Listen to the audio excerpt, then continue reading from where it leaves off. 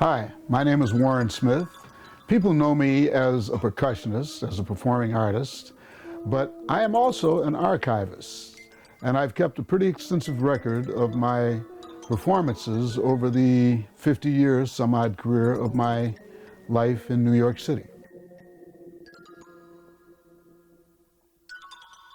I have an extensive collection of tapes while I was performing with Sam Rivers, both in a big band context and smaller groups such as the Tuba Trio, Muhal Richard Abrams and several of his groups, Max Roach, particularly with his percussion ensemble, Boom Reek Percussion. So I have an extensive collection of performances with Bill Cole and his Untempered Ensemble.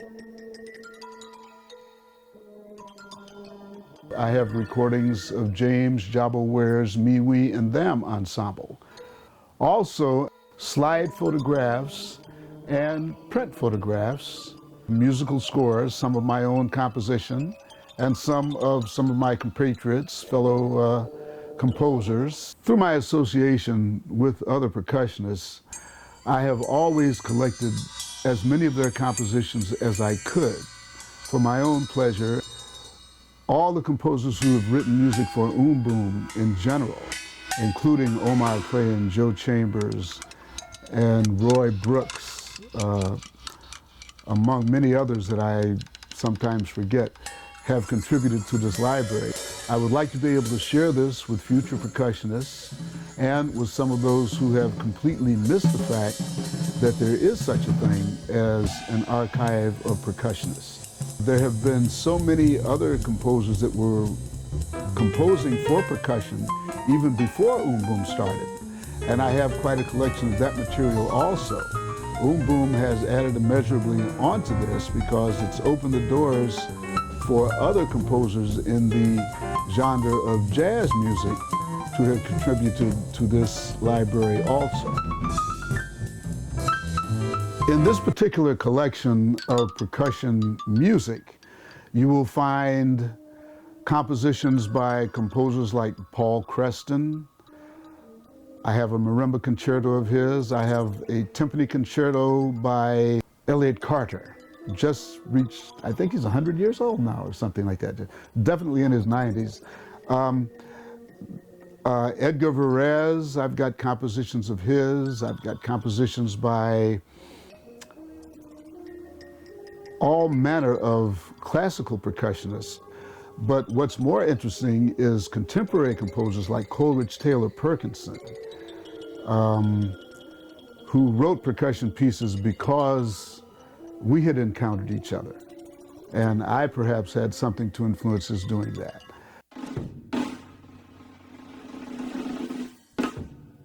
Most of it is contemporary music that has all manner of challenges for someone who would consider themselves a fairly good sight reader. Sight reading was something that I developed very early with my first drum teacher. At the age of 6 years old, I began to sight read. And during that same series of lessons over the next 5 or 6 years with that teacher, he taught me how to analyze rhythms by breaking them down to the smallest common denominator of a 16th note or a 32nd note or whatever that was. The only thing that could improve upon such a background was the experience of doing these things over and over again. And I think the true success of being a good sight reader is having that experience of constantly sight reading until you're constantly challenged to the point where you don't think about the challenge anymore. It's just a matter of going in and doing it whenever you encounter it.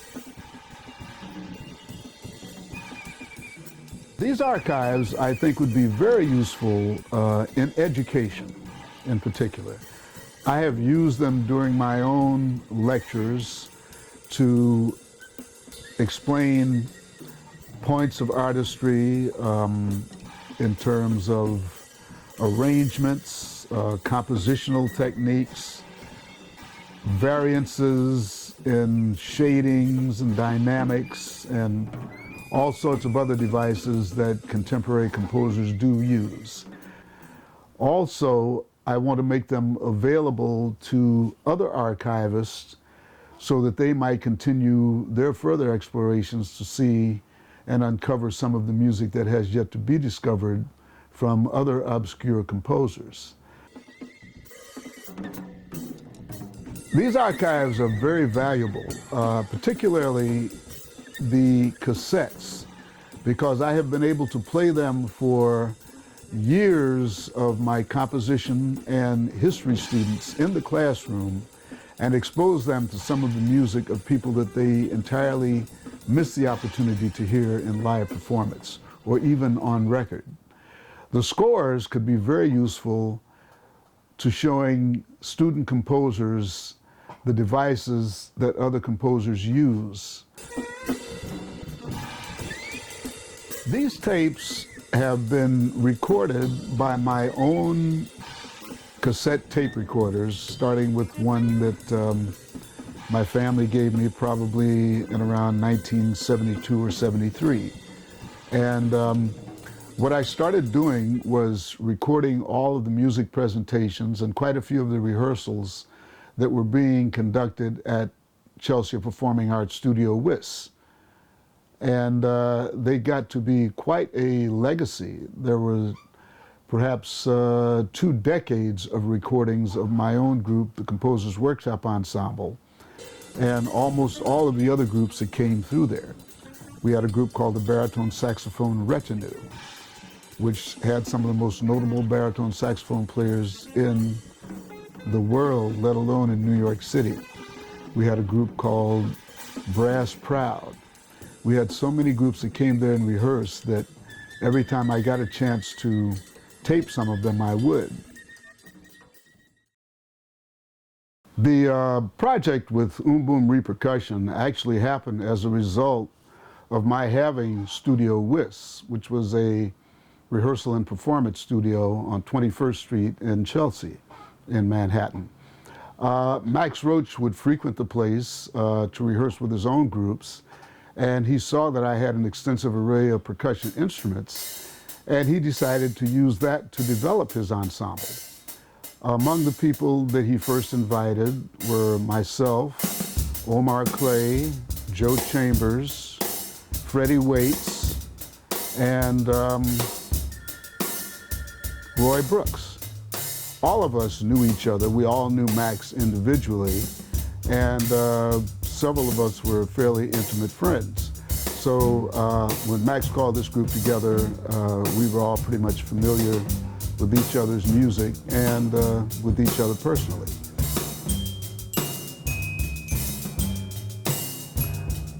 We started performing and did a few jobs around the New York City area, in New York City, in fact. We did a wonderful concert in the Delacorte Theater in Central Park, along with a group called the Bass Violin Choir, which was led by Bill Lee, father of Spike Lee, and also the Piano Choir, which had been organized by, among others, Stanley Cowell and Senelia Smith.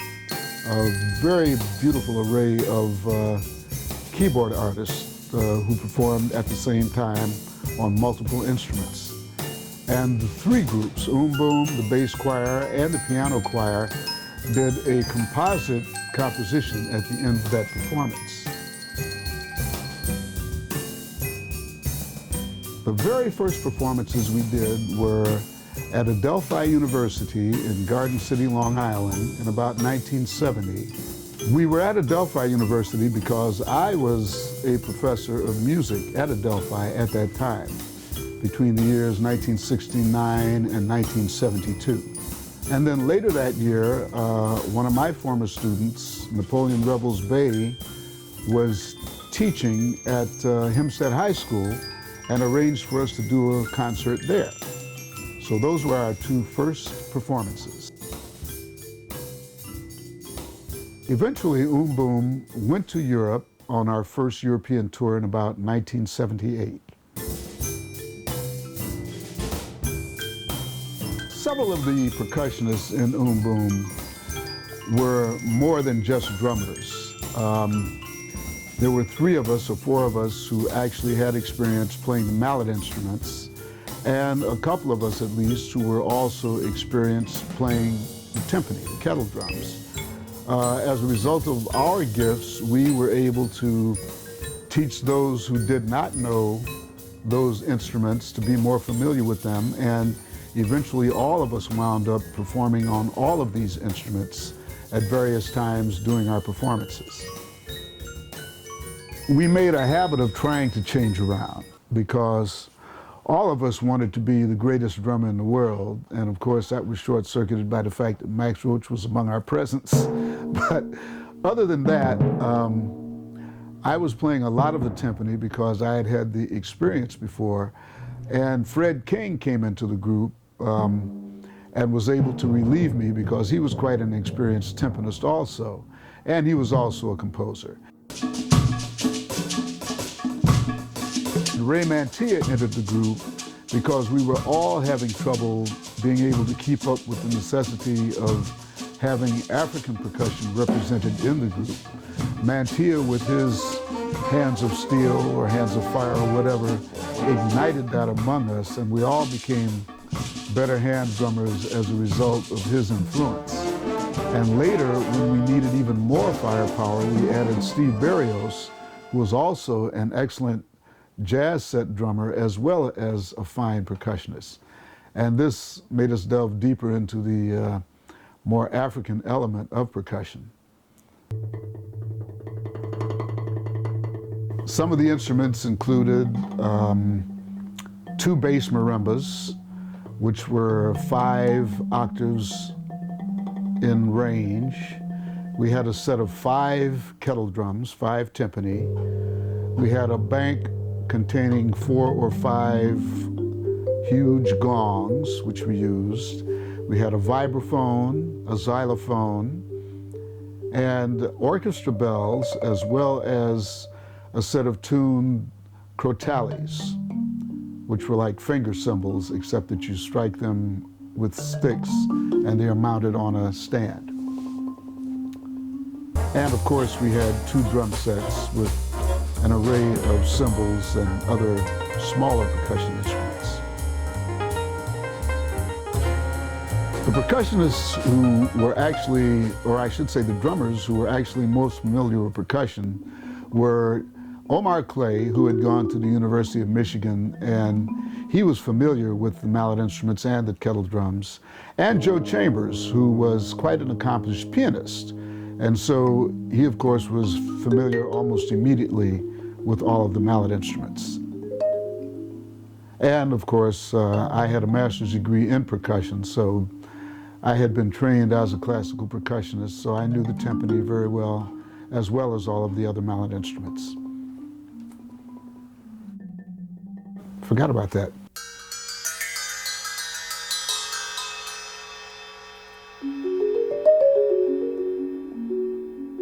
I think musicians become composers either out of inspiration or frustration. And in my own sense, the frustration came from not being able to perform the kind of music that I wanted to play. And it led me into first arranging and then into branching off of the arranging of other people's material into my own. I'm sure most of us started that same avenue into composition. And as I became more exposed to some of the contemporary composers that I was associating with in New York City, my own curiosity and need for experimentation led me off into wider realms. As far as Boom was concerned, there was no genre of quote-unquote jazz music for an all-percussion ensemble. So Max Roach had done a lot of solo percussion work, and some of us had also delved into that. I had been doing that for quite a while myself by the time Boom started. But what that required us to do was to develop a whole library of material for 6 or 8 or sometimes 10 percussionists, which could be performed and used as both a composition and a vehicle for improvisation. So this required that we all came up with various ideas about the music, and every one of Boom's members contributed compositions to the library themselves. Probably the most prolific were Joe Chambers, Omar Clay, myself, and Max Roach himself. Roy Brooks had an extensive library of compositions that he contributed to the group also. The rest of us contributed maybe 2 or 3 here and there. The music that we played in any given Boom performance was usually selected by Max. And we would all present ideas. Some of them were nipped in the bud and rejected out flat. Some of them were used as vehicles to encourage us to develop them further. But it was usually Max's determination as to what was up to the standard of such a group to be presented to the public. And so there was a lot of trial and error, and a lot of things fell by the wayside, but we eventually came up with quite an acceptable group of compositions. My fascination with composition led me into the field of orchestral arranging, which is similar to composition, but it includes accommodating whatever ensemble you might be required to work with. And so I wound up writing arrangements for Gil Evans. I wound up writing arrangements for Melvin Van Peebles on 2 of his albums. And most interestingly, I wound up writing arrangements and conducting the band for Janis Joplin for a period of 18 months. This included her only tour of Europe. We were out for 8 weeks at 4 different cities, and it was a very exciting time and very interesting. We encountered all manner of people who were soon to be headliners in their own right at that time. Working with Janis Joplin was interesting because I guess I would have considered myself a jazz purist, and I had kind of looked down my nose at the entire field of rock and roll music. But the money attracted me, and the interest in the group itself, and her in particular, encouraged me to go ahead and investigate this prospect, and I wound up spending the next 18 months in some very exciting circumstances. I started working with Janis Joplin because she didn't have any arrangements, and she needed an arranger to kind of make her performances more consistent. The musicians were essentially coming on stage and just jamming behind her, which sometimes was effective and sometimes was not. So I came into the situation with a tape recorder and recorded a couple of their performances out in San Francisco. Then I went back to the hotel room, put on my earphones, and constructed a map of each one of these performances. Counted out the measures, constructed them on a piece of paper, and started putting in notes that I felt the musician should be playing. This took about 2 weeks of writing and another month of rehearsing with the band. And that's when the real work began, because I had to convince these people that dynamics was also very important, that they had to tune down sometimes and listen to each other. And finally, they began to catch on. And by the time we took our tour of Europe, they were pretty much in sync, and the concerts were very consistent. They wound up using the arrangements that I had created for them for the rest of Janis's career. I have taken a lot of photographs. These photographs have been about a lot of the situations that I have traveled through, a lot of the situations that I have rehearsed and performed in over the years. I've always been interested in photography since my first Brownie camera. I've got pictures from my youth of some of my old friends. And as the technology improved, I became more interested particularly in architecture. I had studied architecture briefly when I went to the University of Illinois at first, and then transferred into the music school. But everywhere I go on my travels, I find interesting architectural subjects to photograph, and as well the faces of all of the performers that I am traveling with and working with constantly. So these two particular things are what really keep me interested in the subject of photography. I also have photographed anyone who is of particular interest to me. For instance, I did a show with Lena Horne called Lena Horne, the Lady and Her Music. And I actually sneaked a camera on stage and photographed some of the musicians performing and Lena with her face to the audience and her back to me usually. I couldn't afford to let her see me do that. And then later on, when they videotaped the show, I had fallen out of sorts with the group, and I wound up, rather than performing in an orchestra suite, also photographing the entire show from the audience.